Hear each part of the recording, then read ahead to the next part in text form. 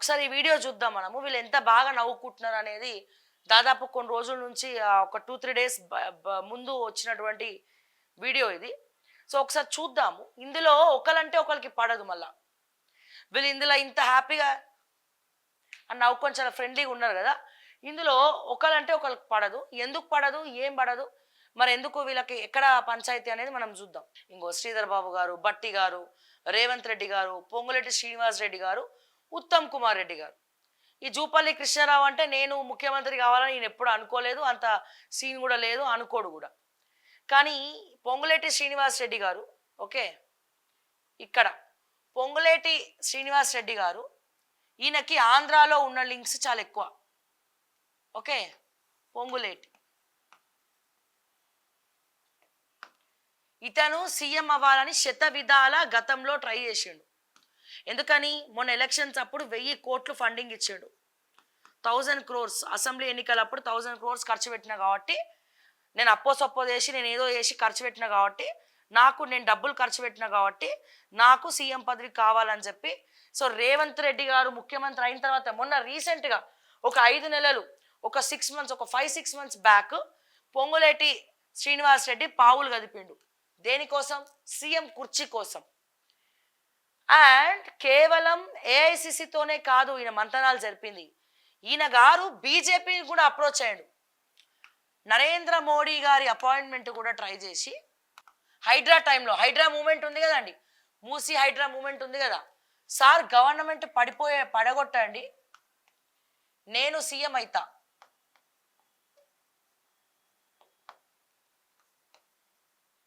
నేను సీఎం అయితా అని చెప్పి పొంగులేటి సీఎం అయితా అని చెప్పి మోడీ గారు అపాయింట్మెంట్ ట్రై చేసిన. అంటే బీజేపీ గవర్నమెంట్ ఫామ్ చేసిన, ఒకవేళ నన్ను సీఎం చేయండి, బీజేపీ మద్దతు ఇస్తే గవర్నమెంట్ పడిపోతుంది, పొంగులేటి సీఎం అవ్వచ్చు అని చెప్పి హైడ్రా జోరుగా ఒక పక్క పబ్లిక్ ఏడుస్తూ ఉంటే ఈయన పోయి ఇటు లాబింగ్ చేసుకున్నాడు నరేంద్ర మోడీ దగ్గర.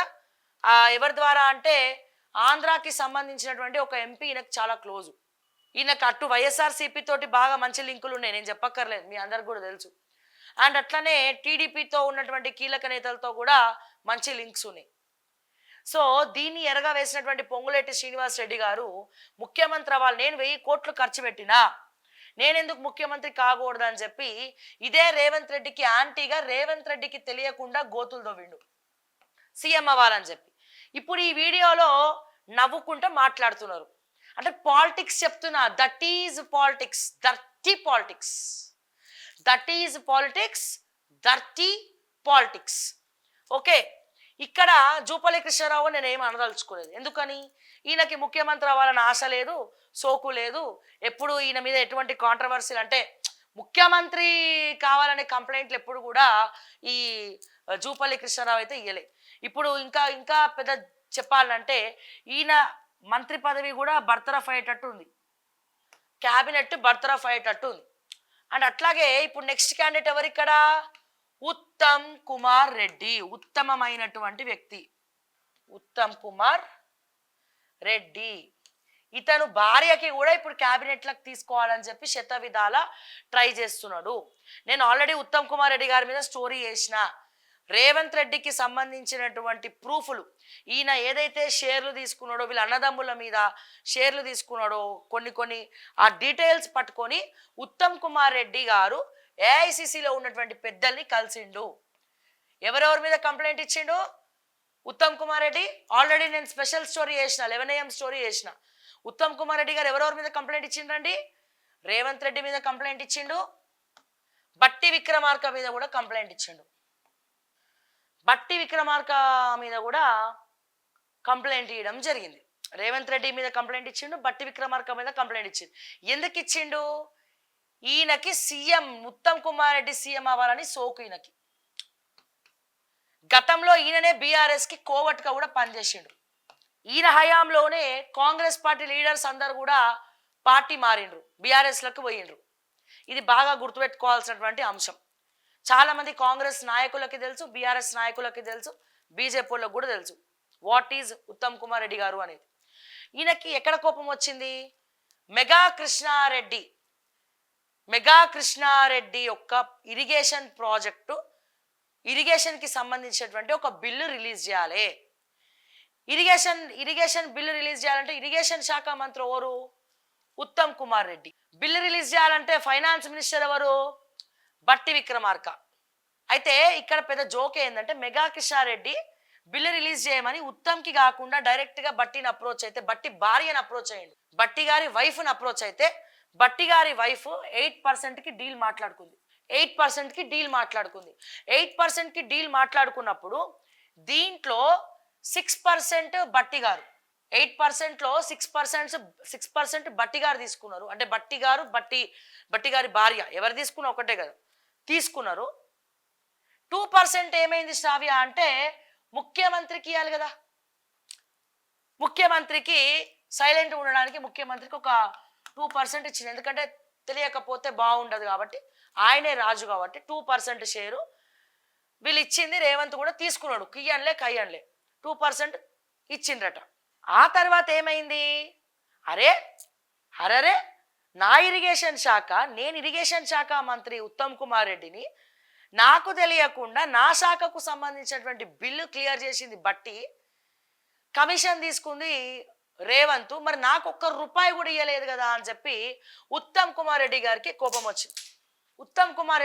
కోపం వచ్చింది. డెఫినెట్గా ముఖ్యమంత్రి స్థానం ఇక్కడ నేను ఎవరిని కూడా ఏమంటలేను, కించపరుస్తలేను. ఎందుకంటే ప్రతి ఒక్కరు కూడా ముఖ్యమంత్రి అవ్వాలని ఉంటుంది వాళ్ళ సీనియారిటీ వైజ్. దాంట్లో కాంగ్రెస్లో అందరూ ముఖ్యమంత్రులే,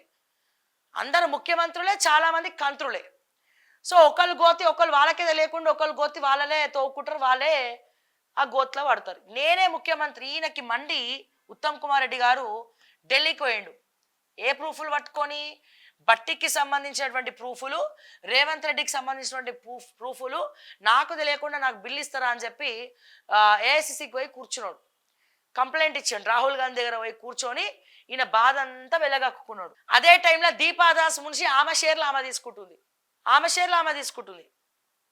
ఓకే, సో ఇట్లా ఈయననే ముఖ్యమంత్రి అని చెప్పి లాబింగ్ చేసుకొని ఎట్లనన్నా సరే రేవంత్ రెడ్డి కుర్చీ నేను గుంజుకొని నేను ముఖ్యమంత్రి అయితా, నేనే తెలివైన పరుణ్ణి, రేవంత్ మొత్తం బ్రష్ పట్టించేసిండు. ఇప్పుడు ఏమైపోయింది? కాంగ్రెస్ పార్టీకి సంబంధించినటువంటి సోషల్ మీడియా మొత్తం ఒకటే ఉండాలి కదా. అట్లా కాకుండా ఉత్తమ్ కుమార్ రెడ్డికి ఒక సోషల్ మీడియా కొత్త పెట్టుకుండు సార్. ఇప్పుడు యూట్యూబ్ ఛానల్ కూడా పెడుతున్నాడు ఉత్తమ్ కుమార్ రెడ్డి సోషల్ మీడియా. ఎందుకు? ఈయన ముఖ్యమంత్రి అవ్వాలని. రేవంత్కి ఒక సోషల్ మీడియా, 300 మంది ఎంప్లాయీస్ ఉన్నారు. ఇది ఎక్కడ నాకు తెలిసి మాదాపూర్లోనో గచ్చిబౌలి దగ్గర ఎక్కడో ఉంటుంది వీళ్ళ ఆఫీసు. రేవంత్ అంటే ఫస్ట్ నుంచి కూడా సోషల్ మీడియా స్టారే. ఎందుకంటే ఆయన జనాల మధ్యలో కనిపిస్తాడో కనిపించడో తెలియదు, కానీ ఆయన పేజ్లో మాత్రం, ఆయన సోషల్ మీడియాలో మాత్రం రేవంత్ రెడ్డి గారు ఖచ్చితంగా ఉంటాడు. ఇప్పుడు కాదు, పిసిసి ఉన్నప్పటి నుంచి కూడా రేవంత్ రెడ్డి గారు ఆయన ప్రత్యేకమైనటువంటి సోషల్ మీడియా టీంని సపరేట్గా మెయింటైన్ చేస్తుండు ఆఫీస్ పెట్టి. ఇప్పుడు ముఖ్యమంత్రి కాబట్టి ఇంకెక్కువ మందిని చేసిండు. అయినా కానీ వాళ్ళకి తెలుగు రాదు, పాడు రాదు, అవగాహన లేదు కాబట్టి రేవంత్ కొంపలు ముంచింది కూడా వాళ్ళే, ఆ సోషల్ మీడియా టోళ్ళే. ఓకే, ఇక్కడ నేను ముఖ్యమంత్రి అవ్వాలని చెప్పి ఉత్తమ్ కుమార్ రెడ్డి ఈ సందర్భంగా ఈయన రేవంత్ రెడ్డి కూర్చుని లాగే ప్రయత్నం చేస్తుండు. ఇక బట్టి గారి పంచాయతీ మీకు తెలుసు. బట్టి రేవంత్ రెడ్డిని ఇద్దరు కూర్చోబెట్టారు. యాక్చువల్గా బట్టికి ముఖ్యమంత్రి పదవి వస్తుందని చెప్పి ఆశపడ్డాడు, పాదయాత్ర చేసిండు అన్నయ్యని. ఆ తర్వాత ముఖ్యమంత్రి టైంలో కూడా చాలామంది ఢిల్లీలో పోయి కూర్చున్నారు. బట్టి గారు ఢిల్లీలో పోయి కూర్చున్నాడు. నాకే ఇవ్వాలి ముఖ్యమంత్రి పదవి, రేవంత్కి ఎట్లా ఇస్తాడని చెప్పి అప్పటి నుంచి అన్నాడు. వీళ్ళ డబ్బుల షేర్ల విషయంలో వీళ్ళందరూ ఒకటే, కానీ ముఖ్యమంత్రి పదవి దగ్గరికి మాత్రం వీళ్ళు ఒకటి కాదు. ఒకళ్ళు గోతులు ఒకళ్ళు దవ్వుకుంటారు. ఇక్కడ డిప్యూటీ ముఖ్యమంత్రి కాబట్టి నెక్స్ట్ నేనే ముఖ్యమంత్రి అవ్వాలని చెప్పి బట్టి కలలు కంటుండు. బట్టికి కూడా ప్రత్యేకమైనటువంటి సోషల్ మీడియా ఉన్నది, అన్నీ ఉన్నాయి. ఆ సోషల్ మీడియాలో భాగంగానే ఆ రామాంజనేయులు కూడా పనిచేసిండు. మొన్న ఒక వీడియో బట్టి ఫైల్స్ అని బయట పెట్టిన కదా. సో సోషల్ మీడియా ఉన్నది, అన్నీ ఉన్నది. బట్టి గారు కూడా బాగా మెయింటైన్ చేస్తుండు. కానీ ఒక్కడికి మాత్రం సాయం చేయడు. ఒక్కడికి ₹1 ఇచ్చిన పాపాన ఓడు. బట్టి చాలా సీక్రెసీ ఇట్లా మెయింటైన్ చేస్తాడు అన్నట్టు. ఓకే, ఇక పోతే రేవంత్ ఆల్రెడీ ముఖ్యమంత్రి.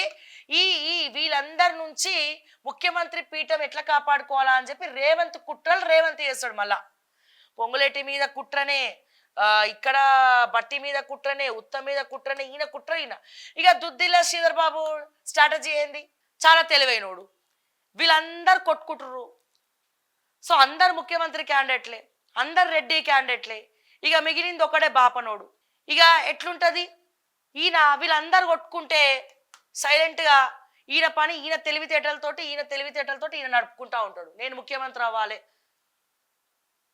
అంటే నాలెడ్జబుల్ పర్సన్ కదా, అడ్మినిస్ట్రేటర్ అంటే మంచి అడ్మినిస్ట్రేషన్ చేయగలుగుతా, నాకు తిరుగులేదు, ఇక వీళ్ళందరూ కొట్టుకుంటే నాకు లైన్ క్లియర్ అని శ్రీధర్ బాబు స్టైల్లో ఆయన స్థాయిలో ఆయన మేరకు ఆయన పావులు కదుపుతాడు. వీళ్ళందరూ కొట్టుకుంటారు కదా, ఒకరికొకరు కొట్టుకుంటే ఏం పైసా ఖర్చు కాకుండా హెల్ప్ అయ్యేది ఎవరికి, శ్రీధర్ బాబు గారికి. అందుకే వీళ్ళందరికైనా తెలివైన రోడ్డు ఈయననే. వాళ్ళందరూ కొట్టుకుంటే ఈయన క్లైంట్ క్లియర్ అవుతుంది, పైసా ఖర్చు కాదు.